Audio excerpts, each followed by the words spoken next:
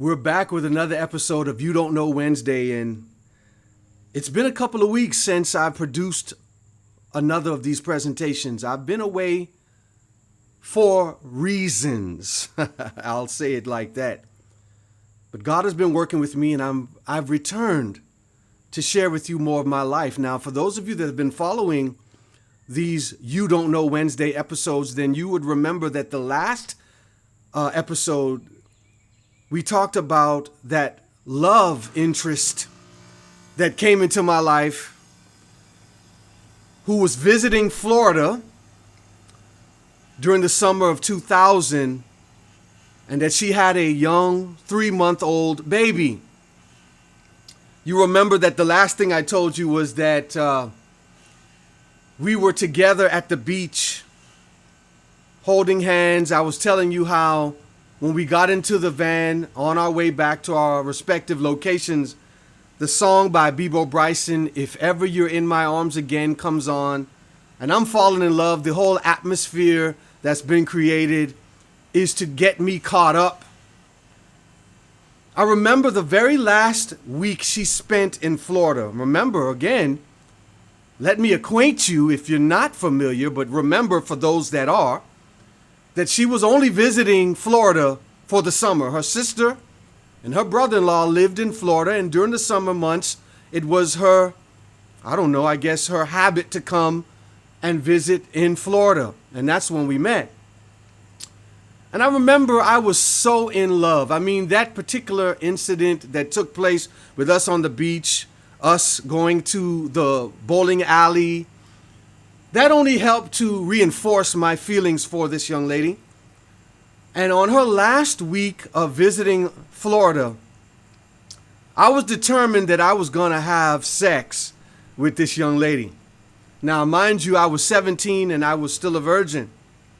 I was determined that I was going to express my love at the time in the way that I knew that adults express their love. Now, I know better now. Sex is much more than just an expression of love. It is an expression of love, yes, but it is also an expression of obedience when it is done the way God wants you to do it. It's an expression of commitment. Sex between a husband and wife is an expression of exclusivity, meaning that you are mine, I am yours. We went before the world and proclaimed our love and commitment for one another, and we are now off the market. We're not flirting with other women. We're not flirting with other men.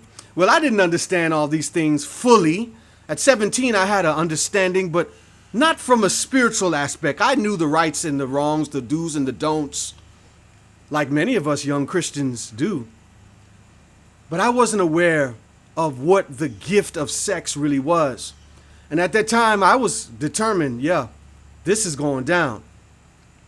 Remember, I was working at Taco Bell. I've told you that already. And one particular day, I called in sick. I wasn't sick.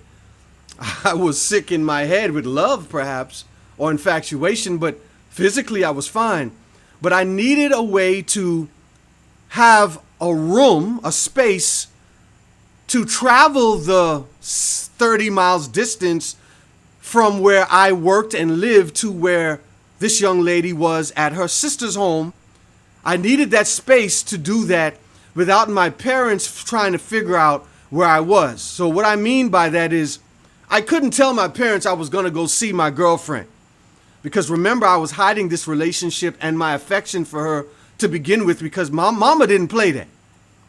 So I lied to my boss saying that I was sick, rode my bicycle the 2 miles from our apartment to Taco Bell, hid my bike behind bushes and shrub that was placed behind the store, and I called a taxi cab. And that cab driver, I'll never forget, he was a talkative fella, and he kept asking me questions to get me to share my business with him. Hey, where you going? And what are you going for? You know, that kind of thing. And I guess it's a regular thing for a cab driver to ask such questions because they need to know where you're going. But he showed a definite interest beyond just trying to transport me to my destination. And he kept asking, well, where are you going and who are you going to see and what are you going to do and all this kind of stuff. And I remember him turning on the meter. And as I'm talking, that meter is rising from $15 to $25, $38, $55. And I'm getting nervous because I didn't have that much money. Remember, I'm 17. I'm only working about 25, 30 hours a week at Taco Bell. And so I'm spilling the beans. I'm sharing my guts. Yeah, well, my girlfriend, she's from New York. She's visiting down here in Florida. She's about to go back to New York. And I really just want to spend some time with her before she goes. And I didn't say that my mentality or my intention was to have sex. But he read between the lines. And he popped open the glove box in his taxi cab. And literally, condoms fell out like rain from the sky. Young man, you're going to need these.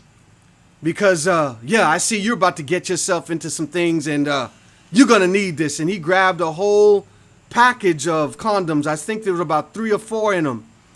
And he gave them to me. He said, yeah, please remember to put this on. When we got to this young lady's sister's house, the meter read $100.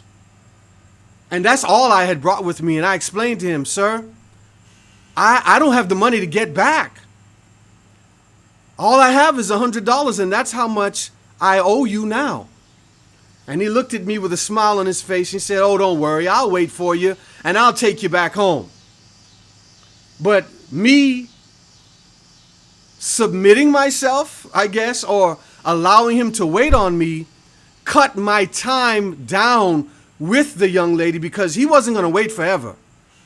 He had other business to conduct that day, other customers to pick up and transport. So he wasn't going to spend hours on end with me.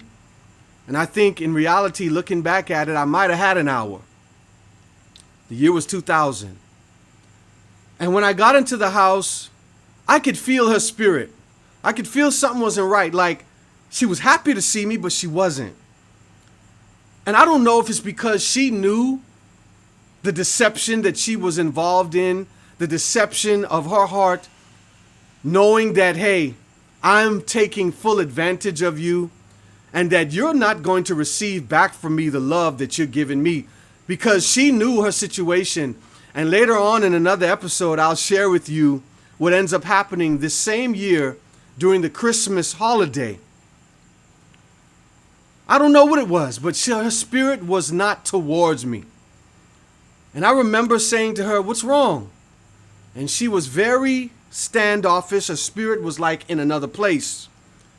And then she finally asked me, do you want something to eat? And I said, sure. She ordered a pizza. The pizza man came. We ate. I'm wanting to kiss and touch on her.